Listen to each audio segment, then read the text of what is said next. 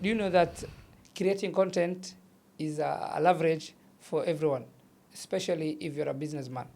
For us, Alhamdulillah, we run several businesses after God, but content has helped us, and that's why today we are privileged to launch Dhof Media Company, and also it's going to have a Dhof Media podcast.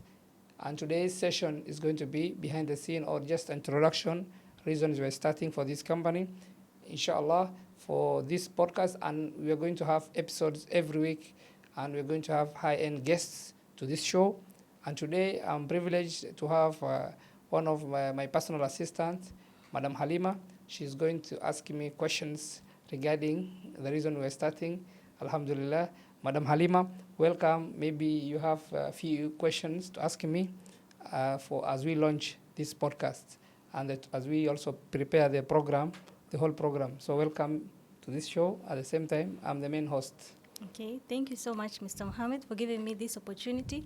And thank you so much for being my mentor. You've been my mentor. I have learned a lot from you. Thank you. So I had a lot of, I had like few questions about the media company, Dhof.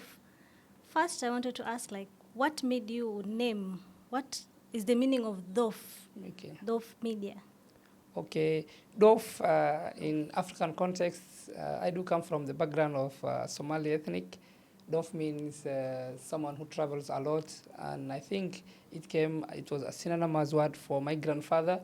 Yes, it used to be called, my name is Mohammed or Ayanle Abdurrashid Ahmed Dhof. Dhof was the family name. Inshallah, the name takes the effect of legacy. I want to make an impact, a legacy in which my grandfather will be happy. He's alive now. He's residing in USA. Alhamdulillah, he's almost 80s, I think. But in future, I think his name I'm going to take, and I think also is a way also my parents to feel happy because I can't name myself, but at least to give back to him after God. After if were it not him, I could not be in this world. Yeah. So Dhof was my grandfather. I do have a lot of respect. That's why I named him. But I want to take his name and now have a full impact. Okay. Yeah, that is the essence. Just at the same time, main purpose was the legacy for the name to go worldwide. Okay.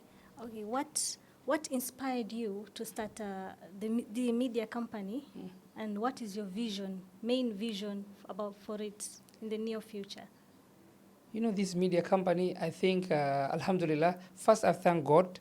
Okay. I'm humble. I have to thank God. In African context, life is tough, but God has blessed me with a little resource, which I'm hopeful, I'm thankful. We know we are coming from African context, so having such a studio, such a thing is so privileged. Only few can achieve, and already invested time.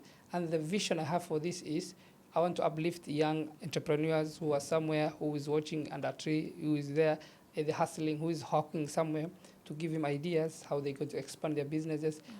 This media is made for all businesses, so that we want to cover. We have a side of the main media which focuses business. That business, at the same time, article you're going to write.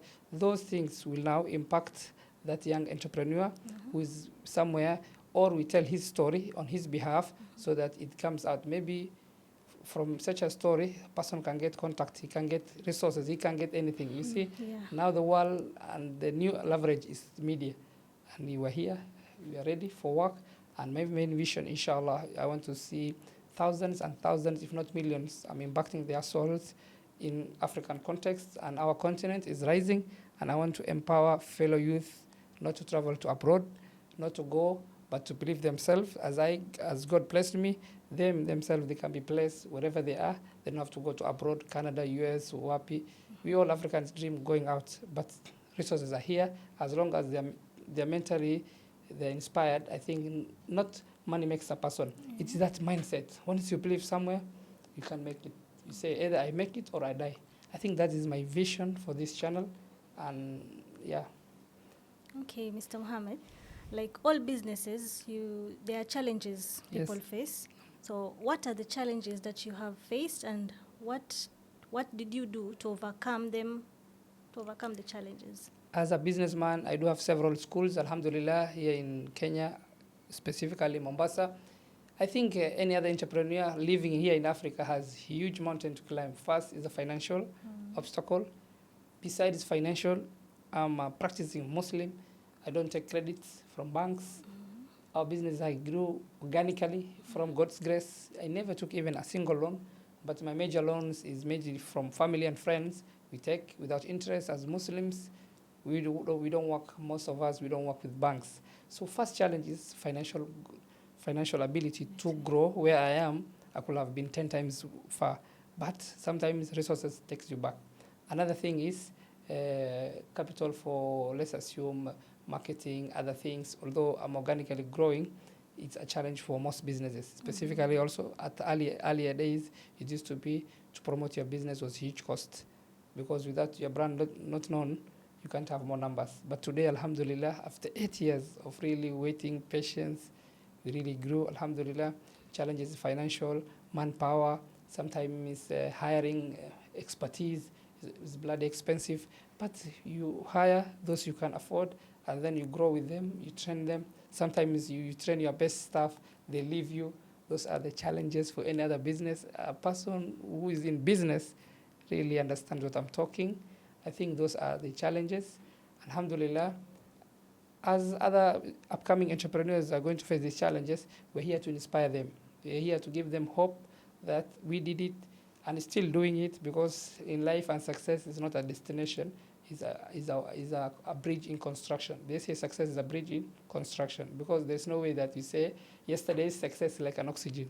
The oxygen you take now, few seconds are not important. You have to get new oxygen. Yes. Yeah, true. Yes. True. Yeah. So success is like that. It's like new oxygen you're taking. Yes. Yesterday's success, you still have to work. Now, inshallah, we as media company, we want to go and take our business to the next level. After this, inshallah, I hope I may get the right partners, the right sponsors, the right things from this show, inshallah, 5-6 years from now. But for now, we start from scratch. Fewer viewers, I think we grow from one subscriber to an unlimited number if God allows. Yes. Thank you so much, Mr. Mohammed. I've learned a lot from you.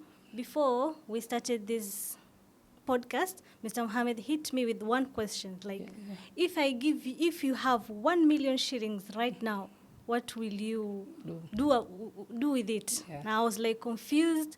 I don't have any ideas of the business. I was thinking business, but I was thinking like, which business? Yeah. I was so confused. So will you, Halima, thanks. If you get 1 million, I think most people will probably have an ever-ending expense list.